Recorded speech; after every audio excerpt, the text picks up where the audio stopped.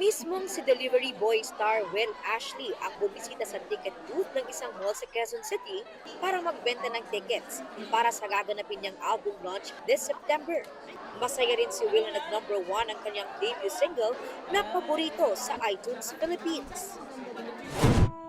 Sa recording ng kanta, sinabi ni Will kung gaano ka-espesyal sa kanya ang paborito na isinulat daw niya last year after makalabas ng bahay ni Kuya. Sinulat ko to para sa mga mahal ko sa buhay, ganyan.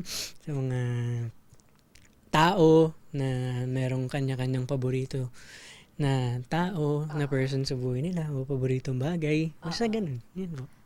Tiyak din daw na marami ang makaka-relate sa lyrics. Very Gen Z siya.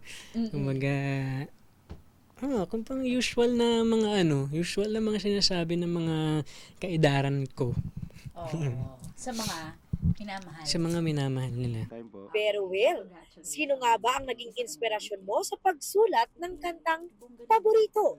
Masasabi mo na si Mika din yung isa sa inspirasyon mo ngayon. Oo naman, syempre. Malaking factor din talaga si Mika. Kasi tagal din namin nagsama sa loob ng bahay. Tapos paglabas, dun sa Hotel 88, nakalock-in din kami. So, ang dami na namin din na pagdaanan in isang taon na nakalipas.